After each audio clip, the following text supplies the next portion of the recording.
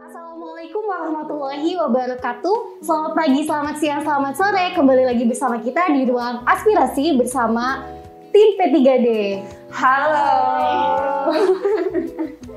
Direktorat Pembelajaran dan Kemahasiswaan memberi kesempatan kepada para mahasiswa melalui organisasi kemahasiswaan penerima program holistik pembinaan dan pemberdayaan desa atau PHP2D tahun 2020 untuk melanjutkan pemberdayaan desa melalui program pengembangan pemberdayaan desa atau P3D tahun 2021.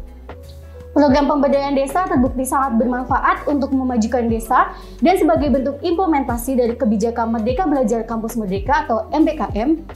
Penerima bantuan PHP2D tahun 2020 sebanyak 243 proposal dari kurang lebih 1.500 proposal pengabdian di Indonesia diseleksi kembali untuk ke tahap paripurna dalam P3D dengan dana dan jangkauan yang besar.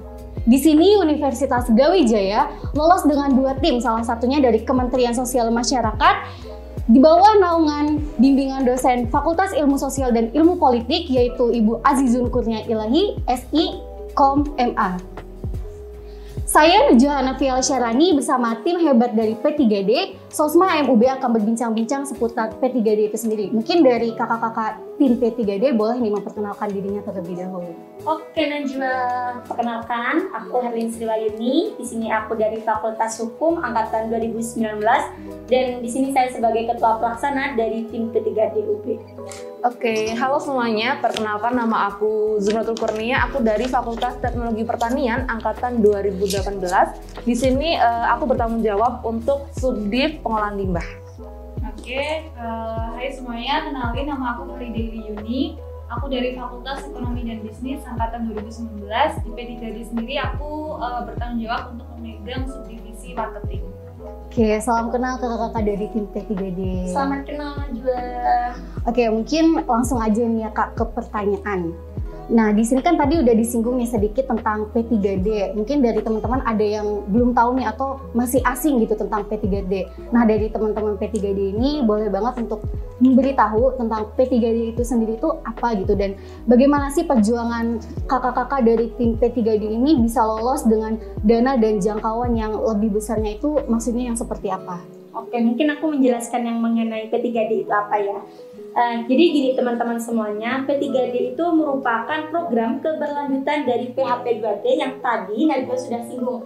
Nah, P3D ini atau program pengembangan pemberdayaan desa merupakan program paripurna dari program PHP2D itu sendiri gitu. Nah, jadi di sini itu Kemendikbud memberikan ruang lagi kepada kita untuk membangun desa lebih besar karena pemberdayaan yang baik adalah pemberdayaan yang keberlanjutan gitu kan. Nah, di sini tadi Najwa sudah menyinggung bahwasanya dana dan jangkauan yang lebih besar.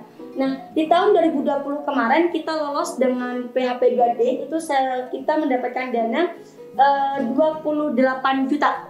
29 juta karena maksimalnya itu waktu itu 40 juta. Di tahun 2021 ini kita mendapatkan dana sebanyak 50 juta untuk membangun desa Tawangsari itu sendiri dalam program batik yang merupakan program keberlanjutan dari tahun kemarin. Nah, untuk jangkauan yang lebih besar itu maksudnya seperti apa? Jadi jangkauan yang lebih besar itu kalau di tahun 2020 kemarin kita hanya bermitra pada desa Tawangsari itu sendiri sebagai mitra kita dalam pengembangan desa. Namun di tahun 2021 ini dengan adanya program P3D diharapkannya mitra kita itu bisa berkembang, bisa meluas. Jadi program kita itu bisa didukung atau disupport sistem oleh mitra kita. Contoh nih kita sendiri di program P3D itu bermitra dengan Bank Jatim.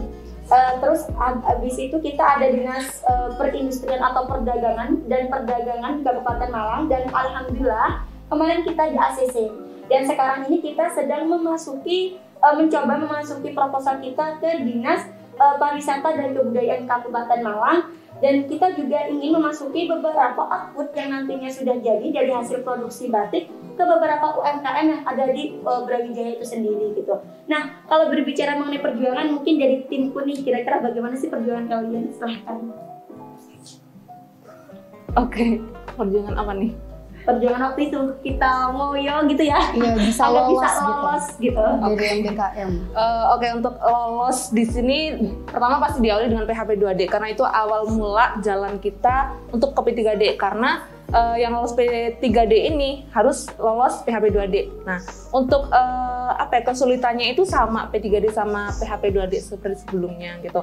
Dari mulai administrasi hingga implementasi gitu. Dimana kalau untuk P3D sendiri sekarang ini dikembangkan dengan tambahan konsep yaitu di pengolahan limbah dan marketing sendiri gitu. Mungkin bisa ditambahkan sama teman saya. Oke, untuk mengenai yang kesulitan tadi itu ya, kalau kan di sini aku jadi sekretaris juga nih, jadi ngurus beberapa hal administrasi juga.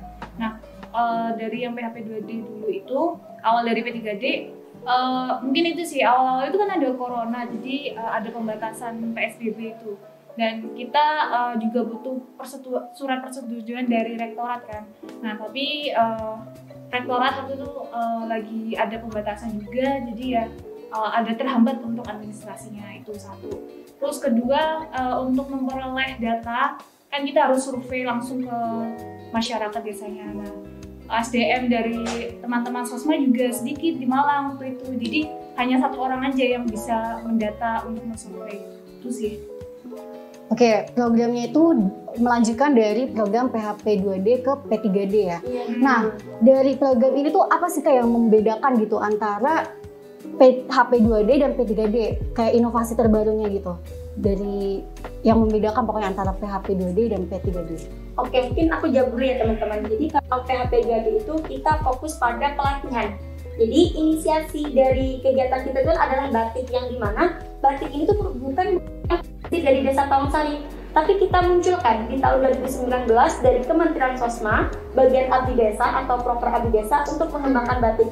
Dan ternyata antusias dari masyarakat itu ada, mulai dari mereka menyumbangkan dana untuk kegiatan batik ini. Jadi di tahun 2020 PHP 2D itu kan ketika mengkonsep kegiatan, karena yang ingin menjadi titik itu kan adalah bagaimana program kami yang kamu ajukan ke reviewer GT gitu.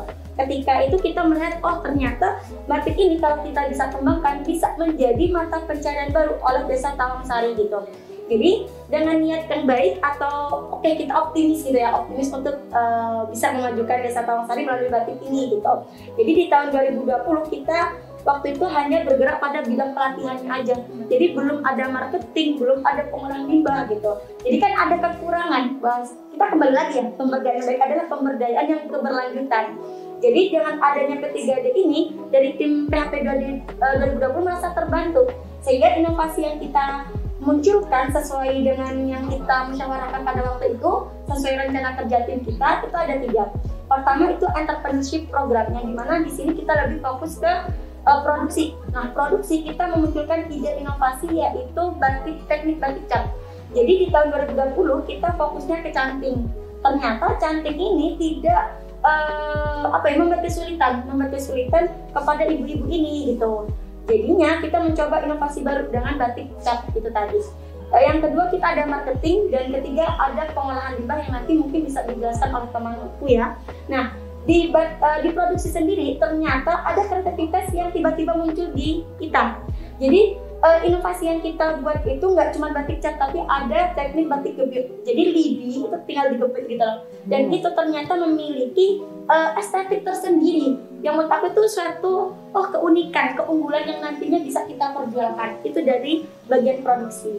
Mungkin bisa ditambahkan bagian pengolahan limbah. Oke, sebelum pengolahan limbah aku mau nambahin yang tentang perbedaan gitu. Mungkin dari target sasaran juga. Sebelumnya kalau di PHP 2D target sasaran kita itu mungkin cuma ibu-ibu komunitas gitu, yang disebut komunitas batik Desa Tawangsari. Nah, untuk sekarang sasaran kita juga bertambah, yaitu remaja. Dimana karena keberlanjutan nanti itu kita nggak akan dibimbing sama orang tua lagi, bakal dibimbing sama anak-anak remaja sekarang gitu, yang sekarang bakal melanjutkan tongkat estafet lah bahasanya kayak gitu.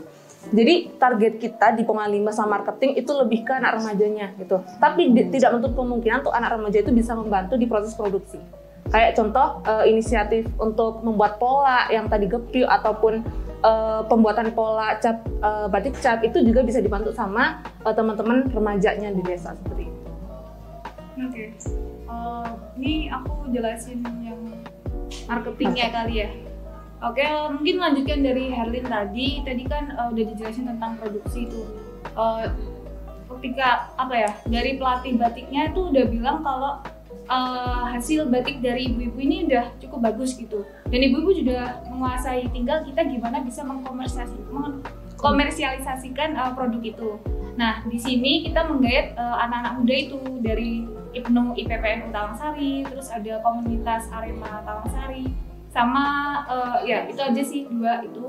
Tapi di sini kita nggak menutup kemungkinan untuk ibu-ibu juga ada yang mau ikut marketing gitu, karena ada juga yang tertarik gitu. Nah, di marketing sendiri ya kita bekerja sama juga, bermitra sama kreatif agency. Kebetulan itu juga milik mahasiswa Brawijaya, namanya Monochrome Studio ya, Monochrome Studio. Jadi dia di sana sebagai pelatih digital marketingnya gitu. Nah, di sini kita fokusnya lebih ke social media marketing, karena ya karena kan target sasaran kita ke pemuda ya. Jadi kalau kita memasrahkan kepada ibu-ibu kayak nggak bisa nih, belum paham nih sosial media itu kayak gimana sih gitu. Ya seperti itu sih ke anak-anak mudanya. Terus kita selain sosial media marketing, kita juga ngajarin cara foto produk, terus mengoperasikan e-commerce, Shopee gitu. Ya itu sih kalau dari marketing. Berarti ada 3 bidang ya Kak, ada entrepreneurship atau teknik cap batik, dan juga ada marketing, tadi ada pengolahan limbah juga. Nah, kalau bicara tentang produksi itu kan pasti ada proses ya Kak ya.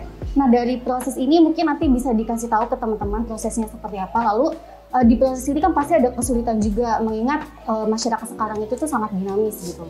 Lalu presentasi dari program P3D ini sudah berapa persen sih tingkat keberhasilannya? Oke, mungkin dari produksi dulu ya. Jadi kalau bicara mengenai persentase untuk produksi itu hampir 100%, atau bisa dikatakan 100%, bisa dikatakan 100%. Kenapa? Sesuai dengan indikator keberhasilan di sini, mulai dari perilaku pengetahuan. Jadi ibu-ibu ini tidak cuma tahu mengenai batik, tapi juga bisa mempraktekkan, bisa menguasai.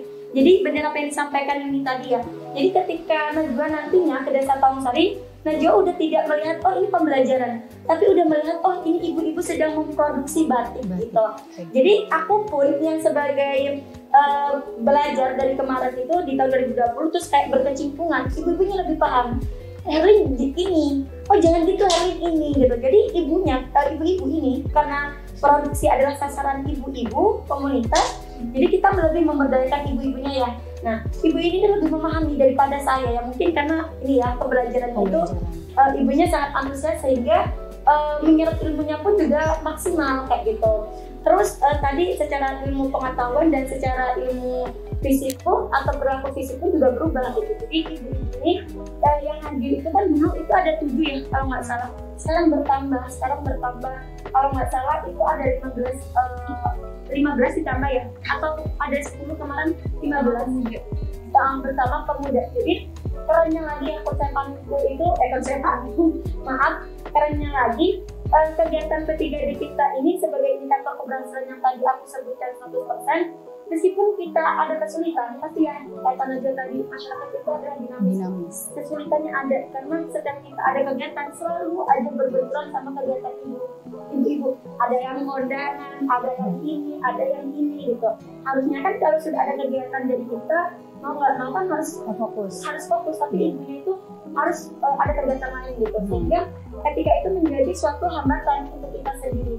Dan dimana di sini kita menyikapi, kita menggerakkan pemuda ini. Kenapa pemuda? Karena itu tadi kembali apa yang disampaikan teman-teman dari Mbak Jung yang merupakan tongkat estafet ataupun merupakan regenerasi nantinya yang akan mengembangkan batik Desa Tawangsari ini lebih besar lagi. Itu sih kalau dari produksi. Oke, kalau untuk limbah sendiri sama, untuk prosesnya itu pertama kita ada sosialisasi tentang bahaya itu, kenapa harus diolah nih produksinya, karena setiap hasil produksi pasti menghasilkan limbah, kayak hasil pelorotan ataupun hasil limbah cair pewarnaan kayak gitu. Itu memang harus diolah atau di treatment sendiri. Nah, kenapa kita berikan ke remaja? Karena mungkin remaja lebih paham, kayak lebih cepat untuk menangkapnya tentang pengolahan limbah itu sendiri. Nah, prosesnya itu praktek membuat alat. Berapa persennya itu kita 80%, karena hanya tinggal masyarakat dalam implementasi.